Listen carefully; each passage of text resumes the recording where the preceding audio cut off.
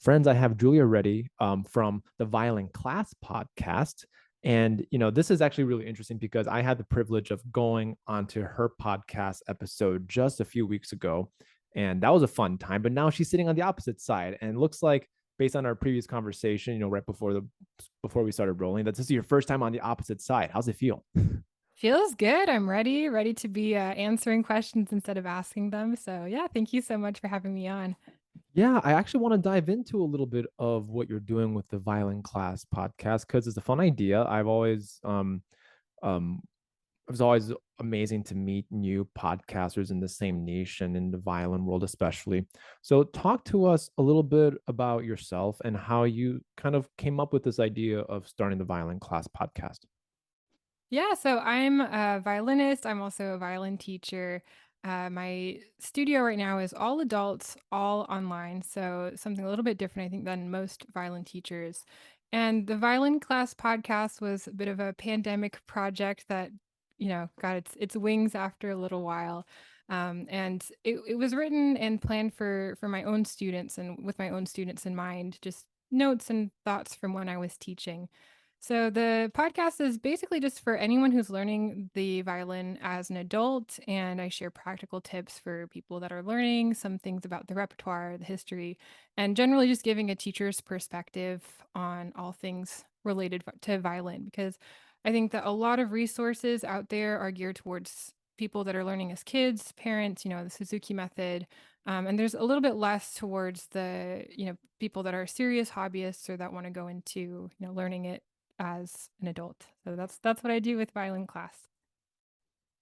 And for anyone who is interested in the difference between teaching kids and teaching adults, it's actually a completely different ballgame because for most of us, for violinists who are going to conservatory and then eventually we end up teaching, we end up learning pedagogy, right? But then there's also andragogy, which is the teaching, the ability to teach um adult beginners.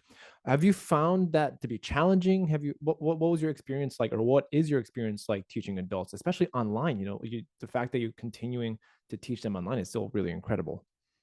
That's a really good question. You're right. There are, I think, a few really key differences. So, I was trained like everyone else, kind of Suzuki style. All of my education for teaching was towards kids, child psychology, all that stuff. And I fell into the adult space completely by accident. Just when I started teaching, I had a few adults contact me and I decided I really liked it and kind of it went on from there. And after a while, I would say when my studio was about half kids, half adults, I decided to pivot because, as you said, it's really different. The skill set, I think, teaching adults versus violin to kids. Um, for kids, it's a lot more tactile. You're moving their bow, you're bending their fingers, and for adults, it's a lot more explanation based. I think they're a lot more curious as to why things work, how things work. So you need to be able to break things down more literally, I think. But also, what's nice is that they know how to read, they know their fractions, they can tie their shoes. There's a lot of things that you don't have to explain quite as much. The other difference I think is mindset-wise, where it's a little bit more challenging with adults is I think the confidence level and maybe, um, just the general outset of starting something really hard at the very beginning is not something they've done in a while. So I think you have to be, you just to take a little bit of a different approach because kids they're open-minded, they're always ready to be learning new things because they're beginners at everything. Um, that said, I think the thing that I like the most about teaching adults is that they're really, really self-motivated. They're there because they want to be there. They're paying for their lessons. They have experience in learning other skills they've thought about. This decision. It's not a parent that's put them in there as an after-school activity, but generally, it's really something that I've thoroughly enjoyed and that I'm happy to be doing every day. Something that I've noticed, especially in my adult beginners, and I'm definitely going to be sending this episode to all my adult beginners because I think this episode is going to be really valuable. Maybe you can comment on this, Julia. But I found that a lot of adult, like when I teach adults, it's all about the experience for them. It's not so much about getting the right placement of the wrist or the bow hole, all that kind of comes in time. But I feel like something that I remember us talking about in on your episode of Violin Class podcast, all like very emotionally based. Like you have to kind of think of like the whole holistic approach because as you said, probably adult beginners are, well into their career, they're really successful, and it's very difficult to start from zero when like in other areas of your life because you have like you've already like matured and have advanced, like you have a family, have a house, car, all investments, like all that kind of adult stuff. So have you found any challenges with teaching adults? Like has there been a moment where like, wow, this is actually quite a unique situation, very different than what I would have um approached like a beginner young student? Yeah, I think that it comes back to that, I think the confidence thing, I think adults are really self-aware and self-conscious. When you're learning the violin, you're actually putting yourself in like a very vulnerable and uncomfortable situation a lot of the times because you're making all these gross noises. Things don't sound the way you want them to sound. And I think, especially playing it for someone else, even if it's a teacher that is there for that, it can be really nerve wracking and it's difficult. And I think that can play into people's confidence a lot. Whereas with kids, some of them are actually really self-aware and they can be hard on themselves as well, but not quite as much, in my opinion. So, yeah, I think that being nice is really important to me as a teacher and trying to be really positive and showing them like, oh, look, this is something that you couldn't do 6 months ago, or going back and listening to recordings of the student playing before. um, all that helps a little bit, but that's definitely, I think, the biggest challenge working with adult learners versus kids is more the mental game of it. Physical challenges as well, sometimes just with stiffer fingers, you have to go slower, but it's more mental in my opinion. And I think what really helps adult learners is about the perspective.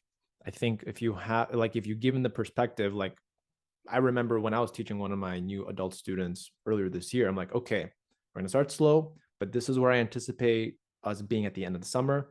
And then we're gonna look back and see how much progress we've made. And I remember I have one particular student in mind where he was like, oh hey, I actually play this song like without even having to like warm up or practice or anything. And I think it's that motivation, as you continue to say it, more than once, that the motivating factor, especially for adults, is definitely different. So I appreciate you do what you're doing with the violin class podcast. And if for anyone who's interested in the violin class podcast, I'm going to leave a link down below to have these bite-sized episodes. Sometimes they're not. Sometimes they're like long, lengthy interviews, but sometimes they're like 17 minutes. If you're driving to work or if you want to like get like a little bit of violin in your day, I highly recommend it. Julie's a great communicator in that aspect.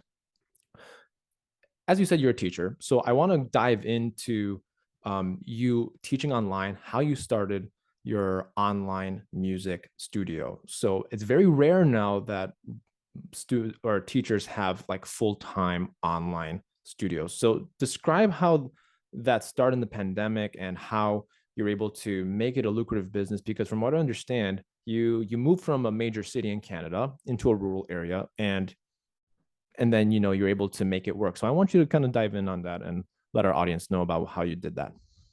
Sure. Yeah. So, first thing I'm going to say, it's always a work in progress. I don't have things figured out much more than the next person. This is just kind of how things have gone for me. But I have put a lot of time and effort into trying to make it work in this direction. So, COVID for me, I think I got quite lucky with the way I had structured things, having already been working with adults pretty much exclusively before that. And some of them already online, like if someone was on holiday, if I was on a holiday, and some of my students were actually already full time online, although it was a small percentage of them. I think I already had some of the things in place to make the transition a lot easier. For instance, my husband was working, also teaching, full time like me, but with kids, he's a classical guitarist, and kids are just it's not the same experience as any music teacher knows that worked throughout the pandemic. It's just really hard to teach a 5-year-old violin over Zoom, even with the best of intentions, the parents right next to you. Whereas with the pandemic, I think we all got really used to learning things online. People had no other choice really, and we all kind of figured like, hey, this is working. I will say this Um, still. I hate to interrupt you, but I'm still not used to teaching online. It's just like it's always a learning progress for me. You know, there's always something that I could do better or something that I could always like improve on, but it's never perfect. You know, like in this two-dimensional space. You know, I joke with my colleagues that maybe we'll have violin lessons in the metaverse. It's like, you know, like the I don't know. It's just like it's just gonna it continued to blow my mind that we were able to do this for the last 2 years, 2.5 years. Yeah, I mean, I think the reason it's still going on, at least for some people, is I do really believe it works. And I think you have to believe it works in order to teach it effectively. But for adults, it's I'm not teaching people, although some of them take it very, very seriously and work really hard. Let's say their career goals are not going to be at stake. I'm not training pre-professional students that are trying to go into college. I think it's less appropriate for that as well as it is for kids. But for serious hobbyists, it's a really great way to learn. And I think the day I kind of realized I was onto something is I had a student who had been working for a few years, and we were just starting vibrato, and it was over COVID, so he had no choice. I'd never taught vibrato online, and after a few months, I'm just like, she's playing with vibrato. It's working. Like we did it. We figured it out. So I think that on the teacher's perspective, it's a lot more explanation based. Because you can't be playing with your student as much. They can play with you, but it's there's not that sort of back and forth duo opportunity. As you know, if you are teaching online or if you're learning online. So there, you have to be really clear in how things work and be able to explain things, yeah, in a clear way, breaking things down. So it's a little bit of a different skill set, but I don't know. I love it. I think it works really, really well. Did teaching become natural to you just in general? Like I know in our episode from the Violin Class podcast, which by the way, I'll also leave a link down below in case you want to have that Hmm. conversation, if you want to hear that conversation. But did I know you're a performer. I mean, you probably haven't performed much like just like everybody during the COVID-19 pandemic, but Oh yeah, for do you sure. do how did the whole teaching come about? Was it natural? Was it something that you made a decision of like, okay, I'm gonna teach, but like the active like teaching adults was something by that happened eventually, right? But did you like make the active effort of like, I'm gonna be a teacher, or did it kind of like roll into your life? Because that's what happened to me. Like I remember talking to my violin teacher aunt, who's family to me, and she we always joke now because she was right and I was wrong, and I was like, no, I'm not going to be a teacher. I'm going to audition for orchestra. I'm going to get in. I'm going to have a stable job. I'm going to have a, seat. I'm going to play Beethoven all my life. I'm going to love it. And she goes, uh-huh. Yeah. All right. Okay. Talk to me in like 5 years. And then, as it turns out, I turned out to be a full-time teacher. So it's kind of come full circle, but anyways, I digress. Like, so did teacher being a teacher come naturally to you? Yeah, I think that's such a good question because I think we all end up teaching at some point, but whether we want to or not. Um, the story of how I got into teaching and starting my own studio is very intertwined with the story of how I got injured when I was studying college. So I'll share a little bit of that to give background. So, um, yeah, when I was in university, I think my second year, I started having some pain in my left arm and I had all these commitments, so I kept on pushing, tried to take a bit more breaks, and lo and behold, a few months into that, I got a pretty serious playing injury in my ulnar nerve where I had to pretty much take about a year off of playing. So in that time, if you've ever been an injured musician or just an injured anything, it sucks. It's hard. When you're in school, you're there to practice and you have all these goals and you've worked really hard to do things and you have to give up a lot of things when you're in recovery. So that experience taught me, I want to say I got three main things out of it. The first one was I had to go back to the very foundations of how to hold an instrument without pain, posture, just awareness, and just educating myself to all of the mechanics of how the body works in the violin. pretty much just relearning everything from scratch. The second thing that I got from that as well is not to put all my eggs in one basket. In the music world, when we're professional musicians, we generally work a lot of different jobs. We wear a lot of hats. And I went into music and violin thinking I was going to go into orchestra, like a lot of violinists do, I think, at 18. I was in an orchestral training program. And, figuring out early on that I was more injury prone, I decided it was probably not going to be the best path for me to pursue orchestra full time. I felt like it was a risky move, and it's just not something I was comfortable doing. I was going to ask, like, did the injury happen like in the like where in your university study did the injury happen? Was it like towards the beginning, middle, Yeah, and towards the beginning. I would towards the say I beginning? think Okay. I had the first year was fine. It was, I want to say, early second year until about mid third year. And it was like when I was back that third year, beginning of the semester, I was trying to like play Sef check like line one at 60, and like my I had to relearn every little motion That of was going to the be my next question. Like, where did you at when coming out of the injury, did you feel like you were the same player when you were before?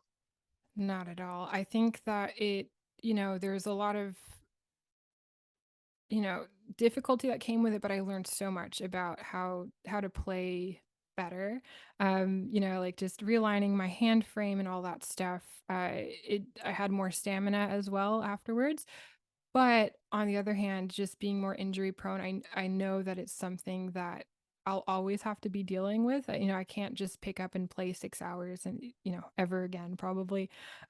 And by the And way, we don't recommend practicing 6 hours a day no. or 6 hours straight on the Violin podcast. I am against that. But I Yeah, think I think same. something you made so many clear points that I also have colleagues who have gotten some really interesting and also devastating news when they got a like a nerve injury, because when you get injured in sport, it's a broken bone or a strained muscle or you pulled a muscle, right? With violin playing or even kind of like instrumental playing in the strings department, I would say that the micro aspect of the injury is small, but my gosh, it's such a huge thing because you're not just dealing with big body parts, you're dealing with tiny little nerves. And sometimes those nerves, I'm not a doctor, of course, and that's full disclosure, right? But they're very difficult to repair. And I know I have a colleague who um, had a nerve injury near his funny bone, and he was definitely not the same violinist after the surgery. Um, this actually leads us to a very interesting part of the podcast in terms of injury prevention tips and techniques that you have practiced yourself or something that you teach. Could you enlighten us, or could you talk about some of the things that's worked for you for anyone who's struggling with any kind of um, tension or like weird kinds of pain in their body? Like, I know for me, sometimes I get like tiredness in my neck and my shoulders. So if you could share with the audience like what you do, that'll be great. Yeah, I have 2 tips for that really, and none of them are very, like, just easy fixes. The first one is to get help with it. I had to go through a lot of different professionals before I found someone that really understood, first of all, the issues that musicians deal with. And also on the violin side, I was really lucky that my teacher was supportive in my injury. Like he kind of stood by me and waited for me to recover before we got back into things, and then, took his time with he was really, really vital in the re-education process. So, having a good team of people to help you is very important. The second one is taking breaks, which is, I guess, an easy thing to do. And it's what you hear everyone say, but it's really the most important thing. When you're getting back into playing after an injury, you need to take it slow. I actually almost injured myself again. Like when I was pretty much better, I started getting back into things just too quickly because I was all excited and I just wanted to learn a new etude. And I ended up having, to delay my return, we can say, by another month or two just because I was a little impatient. Yeah. But it's something a lot Yeah, of it's people it's deal it's with. a it's an interesting topic. Maybe it's a little heavy, but I think it's worth noting. I think something that I've written down here that has applied to me, and something that I'm noticing in your conversation, that you got the support from many different people. So the recovery process, if you do get injured, is not just about the physical, but it's all about the emotional and spiritual and mental aspect of it. Because back in university and college, I had a professor that said, if you can't play well, you can't, yeah, you can't play well if you don't feel well, essentially. I like that a lot. You can't play well if you don't feel well. If you're struggling, in at home, if you have a noisy roommate, how are you supposed to, and most college students do, like they have a noisy Oh yeah. roommate, or and they don't have a good space for them to be successful in their practice. And it's I'm a father now, so like I'm trying to create different yes spaces for my child, and I think to create a yes space for your practice and for your success, I think is really important. And I think having a team, which is something that you really emphasize, having a team of people behind you to really support you through this journey. And for some people who are amateur violinists, they may not even get to that kind of extent of injury. They might not even play that kind of level of repertoire. But for the people and for the students who are listening, I think it's really important to note that it's okay to take breaks.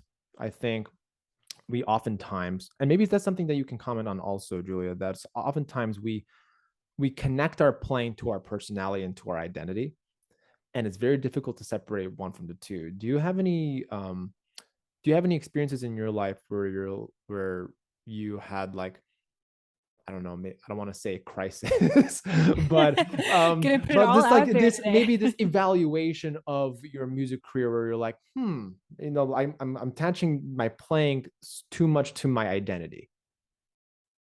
Yeah, for sure. And I think to answer that, I'll also circle back to I think your original question, which I didn't get to, is how I got into teaching. And that's I think the best thing that came out of this injury was really discovering my passion. So I had always taught on the side. It was always my summer job. From high school and on, pretty much. I think I started teaching at like 14. Um, but when I was injured, I had a year off of school. I was still taking classes, but not doing anything that I was there to do, like no chamber music, no orchestra. And I got my first teaching job. And it was just a little local music school. And but I had a lot of kids, pretty full days. And I took it really seriously. Like I would all the effort that I was not getting to put into practicing, I decided to put into preparing my lessons, learning about pedagogy, doing research, all that stuff. And I think that was really, a fork in the road for me. Just first of all, deciding that, I wasn't comfortable putting all of my income, future income related to my playing. It's something that I want to do and of course make money from, but um not all not all the way because it's too risky for me personally.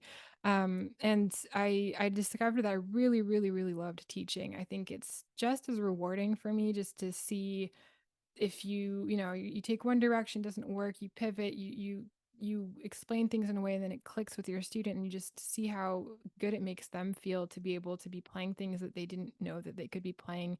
um so yeah, I don't know if that answers your question, but that's I would say how I got into teaching and how I think my career trajectory changed really significantly because of the injury. So I would say that for you, this injury was kind of like a blessing in disguise, because what Hmm. you circling back to what you said earlier about putting all your eggs in one basket. I think as musicians, not just classical, by the way, but just any kind of musician, for you to put like all your eggs in one basket, like I feel like there's a time and place in your life for you to do that. Like I feel like you definitely don't want to be doing that if you're like, I don't know, if you're starting a family or you're like so busy. Like there are moments in your life where you can actually dedicate the energy and time to do all this. But diversifying, like for you, for instance, you're performed, you're teaching, you're doing this podcast.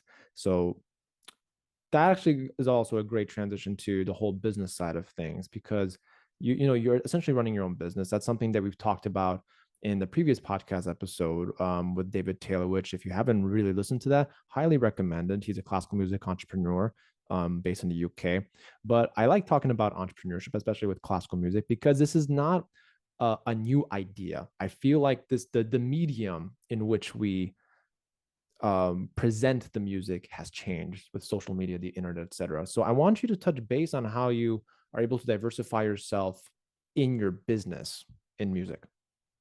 Yeah, I agree. It's such a irrelevant topic, I'd say, especially with COVID, that a lot of the institutions that musicians have been able to rely on have just not given the same stability that it used to be giving. And there's also just less, less jobs available, more competition for those jobs. So I think it's really important as a musician to diversify and to look at different ways of earning your living and expressing yourself. On my end, I've always really had a desire to start things and to work for myself. And it's ironic that I thought I was going to go into orchestra, because in orchestra you really do have very little autonomy on what your schedule looks like. I really enjoy the flexibility and the challenge of going into something new. And for me, it's kind of a creative endeavor in itself. So I started a lot of things, coming out of school, in school, music camps, studio, online stuff, concert series, podcasts. Well, one podcast, but some of them were successful, some of them weren't. All of them were fun though. All of them were music related. And I think it's allowed me to, you know, come into terms with what I want to do with music, which is, of course, perform and play and practice and all of that stuff. But for me, it's more about trying to make the violin and more broadly classical music more accessible to people. Um, you know, Connecting the people that are interested in violin and classical music with kind of an entry point where they can ask questions and be curious and learn more about the space. These are the people that come to our concerts, that are buying our records, and it's in the interest of everyone, I think, in classical music to make the world more available and easier to understand and more accessible to just like the common person, the non-classical musician. Yeah, so that's what I try to do, I think, through the podcast, through teaching, and through playing as well. Man, well said. I like how you said you like to work for yourself, because I'm very much on the same boat that I like to work for myself too. There's a part of me that likes to have the stability of like working at a music institution, but there's also a part of me I'm like, well, no, screw that. I want to I want to just like do my own thing. And hopefully one day, you and I get a chance to experience that, that level of success. And it eventually happens for working entrepreneurs or solopreneurs. I like to call myself, and I'm sure you like to maybe consider yourself the same. Um, some fun questions that I like to ask on the Violin Podcast. Favorite composer? Mahler. Oh, Ooh, Ravel. Ravel? Yeah, Symphony 2 for Mahler, Ravel, like everything except for Boyle. Sorry. But yeah, Okay, those Mahler are my 2 two. Resurrection. I'll give you that. That's legendary. I'm gonna edit this out. This long pause. Um, thank goodness it's not live. Um, Favorite solo violinist? Hilary Hahn. She's just the best. Favorite strings you like to play on? I've been on a big dominance kick the last few years. So, I think they're pretty solid overall, and I like the price. And yeah, I've been playing on dominance for a while. Do you play with a shoulder rest or you don't? I do. Kun. Okay, what shoulder rest do you use? Yeah, just the classic Kun. I've tried everything and I've always gone back to that. Great. And also, I'll leave links to Julia's violin set down in the description below. You could, those are affiliate links. And of course, that's one way that you can support the podcast. It's not extra, you don't pay extra for you to get those products, but it helps, fund the podcast and get amazing guests like Julia. So, Julia, I like to ask this one last question to my guests. And where do you see, the violin profession going in the future? Like right now we're podcasting, of course, but maybe in 10 years podcasting is going to be obsolete. Maybe it'll just be like an archive that we have to continue to dust off. So you're in Canada, of course, so I want you to comment about, maybe this could be like a state of the union for, arts education and violin education in Canada also. But what are some of your thoughts on the future of the violin education in your country, around the world? Where do you see it going? That's such a good question. I have to think about that a bit. Um, I'm really not sure where it's going just because things are changing and evolving, which I think is really important that they are. You know, that classical music and violin isn't, something that's gonna be, just always in the tradition and become almost like museum studies. Where I hope it's going to go, what I can comment on is more towards like smaller indie projects. I think Montreal is like a really cool city for that. There's a lot of young people doing really cool things with their skills and their classical music education, branching out outside of classical music and starting ensembles. You know, playing more smaller things, smaller venues. And I think also just with the internet going more directly to listeners and not having to use the traditional avenues through orchestra and stuff and being able to connect with people through that. But yeah, I mean, I'm gonna be watching just like the rest of you as to where things are headed in the future. Yeah, I hope to have you on the podcast again and hopefully in person. My goal is to have every single person that I've interviewed up until this point in person to do another interview. That's my goal, where I can travel to, wherever they are around the world or to their hometown and just like have a conversation in person. Because even though I love this two-dimensional, format that we have right now, there's nothing like the energy that you get in person. So, ladies and gentlemen, this is Julia Reddy from the Violin Class Podcast. And of course, as I mentioned before, you can, all, I'm going to do that one more time. I'm sorry. All right. Ladies and gentlemen, that is Julia Reddy from the Violin Class Podcast. And you could actually look and click and subscribe to all the links that are in the description below. And if you want to learn more about Julia, Julia, where can people find you online besides the podcast? Yes. Well, first of all, the Violin Class podcast has a website, violinclass.co. And you can also reach me directly by email at violinclasspod@gmail.com. Great. Thanks, Julia. I really appreciate the conversation, and I'll talk to you real soon. Great. Thank you so much, Eric. It was a Yeah. pleasure.